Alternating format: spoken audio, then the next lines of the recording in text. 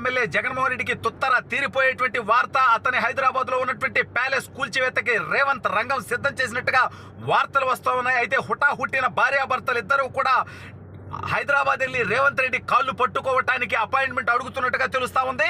అసలు ఇంతకీ రేవంత్ రెడ్డి ఈ కూల్చివేతని ఆపేస్తాడా, జగన్మోహన్ రెడ్డి ఏం చేస్తాడు అనేది ఈ వీడియోలో వివరించబోయే ముందుగా ఇప్పటి వరకు మన ఛానల్ సబ్స్క్రైబ్ చేయని వాళ్ళు ఖచ్చితంగా సబ్స్క్రైబ్ చేయండి.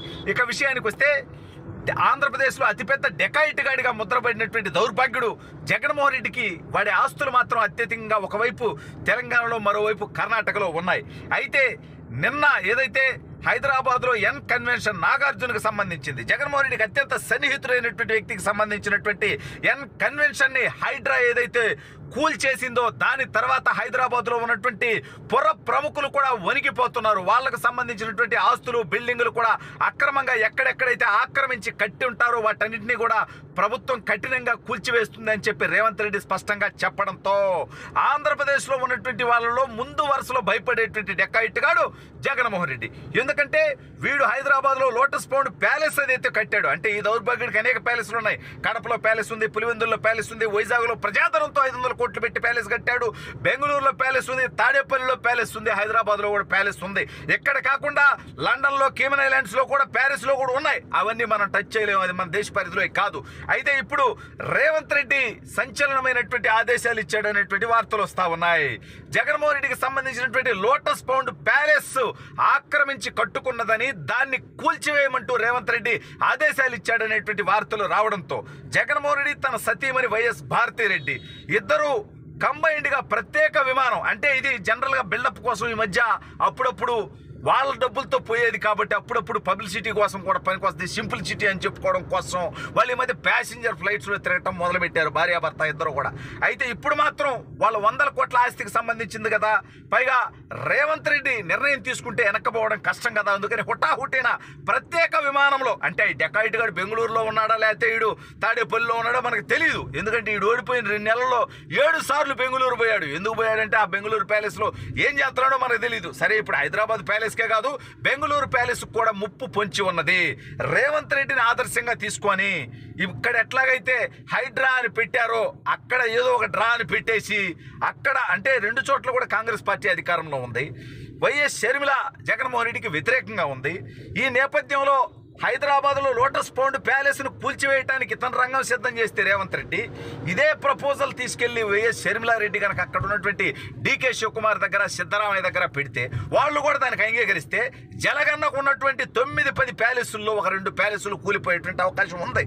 ఆంధ్రాలో ఉన్నటువంటి ప్యాలెస్ కూడా ఆ దౌర్భాగ్యుడు ఏదైతే కట్టుకున్నాడో, తాడేపల్లిలో కొంప కట్టుకున్నాడు, చుట్టుపక్కల ఉన్నటువంటి పేదలు, దళితులకు సంబంధించినటువంటి గృహాలు కూల్చివేసి, గుడిచెలు కూల్చివేసి ఈ దౌర్భాగ్యుడు పేదలకి పెత్తందారులకు ఇద్దాం అంటాడు. నిజమే, ఈడో పెత్తందారు నా కొడుకు, అందుకే ఈడు చుట్టుపక్కల పేదవాళ్ళు ఉండకూడదు అనేటువంటి అహంకారి దుర్మార్గుడు తాడేపల్లి ప్యాలెస్ పక్కన ఉన్నటువంటి పేదల గృహాలన్నీ కొనగొట్టి అక్కడికి వీడు 4 రోడ్లు, అంటే 4 వాహనాలు వెళ్ళగలిగినటువంటి, అంటే నేషనల్ హైవే వేసిన రేంజ్లో వాడు ప్రజాధనంతో అక్కడ రోడ్డు వేసుకున్నాడంటే వీడెంత నీచుడు అనేది కూడా ప్రజలు గమనించాలి. అయితే ఇప్పుడు వీడు రేవంత్ రెడ్డి కాళ్ళు పట్టుకోవటానికి బయలుదేరాడు. మరి రేవంత్ రెడ్డి వీడికి సమయం ఇస్తాడా? ఎందుకంటే వీడు తెలంగాణ ఎన్నికలకు ముందు కేసీఆర్ గెలుపు కోసం అనేక రకాలుగా ప్రయత్నాలు చేశాడు.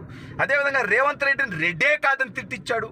చివరికి కాంగ్రెస్ పార్టీ గెలిచిన తర్వాత కూడా రేవంత్ రెడ్డిని మేము ముఖ్యమంత్రి కానియం, పొంగులేటి మా మనిషి, బట్టి మా మనిషి, ఇంకొక ఆయన మా మనిషి, వీళ్ళందరినీ పెట్టుకొని మా దగ్గర 15 మంది ఎమ్మెల్యేలు జలగన్న చేతిలో ఉన్నారు, వీళ్ళందరినీ అడ్డం పెట్టుకొని రేవంత్ రెడ్డిని సీఎం కానీయం అని కారుకూతలు కూసినటువంటి నికృష్టపు చరిత్ర కూడా మనం చూసాం. ఎందుకంటే రేవంత్ రెడ్డి గారు తెలుగుదేశం ప్రోడక్ట్ కాబట్టి చంద్రబాబు నాయుడు గారి దగ్గర నుంచి, ఈ పార్టీ నుంచి మారినా చంద్రబాబు నాయుడు గారిని నేను తిట్టలేదు కాబట్టి. ఎందుకంటే జగన్ గారికి కావాల్సింది బూతులు తిట్టేవాళ్ళు. పార్టీ మారగానే అప్పటి వరకు ఉన్న పార్టీలో ఉన్నటువంటి నాయకుల్ని విపరీతంగా తిడితేనే వాళ్ళు మాత్రమే నాయకులు అనుకునేటువంటి విషపు ఆలోచనలు కలిగినటువంటి వ్యక్తి జగన్మోహన్ రెడ్డి. అయితే ఇప్పుడు రేవంత్ రెడ్డి గారు తెలంగాణ ముఖ్యమంత్రిగా ఉన్నారు, చంద్రబాబు నాయుడు గారు ఆంధ్రప్రదేశ్ ముఖ్యమంత్రిగా ఉన్నారు. 2 తెలుగు రాష్ట్రాల ముఖ్యమంత్రులు కూడా 2 తెలుగు రాష్ట్రాల అభివృద్ధి గురించి, తెలుగు వాళ్ళ ఐకమత్యం గురించి వీళ్ళిద్దరు పనిచేస్తూ ఉంటే 2 రాష్ట్రాల్లో విద్వేషాలు రగల్చడానికి, రాజకీయ ప్రయోజనాల కోసం విధ్వంసాలు సృష్టించడానికి గతంలో ఉన్నటువంటి జగన్మోహన్ రెడ్డి, అదేవిధంగా తెలంగాణలో ఉన్నటువంటి అప్పుడు మొన్నటిదాకా ఇప్పుడు లేళ్లే ఆ కేసీఆర్ అనేటువంటి వ్యక్తి ప్రయత్నం చేసింది మనందరికీ తెలుసు. చంద్రబాబు నాయుడు గారు అరెస్ట్ అయితే కేటీఆర్ కూసినటువంటి కారు కూతలకి ఫలితం వాళ్ళు అనుభవించారు. దాని గురించి మనం పదే పదే మాట్లాడుకోవాల్సినటువంటి అవసరం లేదు.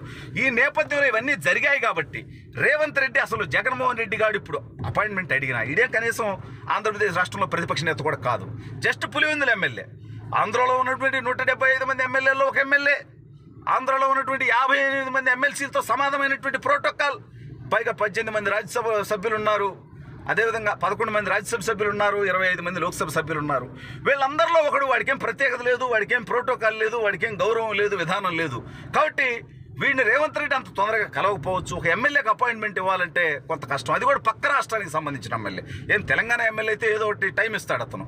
పక్క రాష్ట్రంలో ఎమ్మెల్యేగా పులివెందుల ఎమ్మెల్యేగా ఉన్నోడికి రేవంత్ రెడ్డి గారు అంత ఈజీగా అపాయింట్మెంట్ ఇవ్వరని, పైగా ఈ ఆక్రమణల కూల్చివేత విషయంలో రేవంత్ రెడ్డి చాలా స్పష్టతతో ఉన్నాడని తెలుస్తోంది.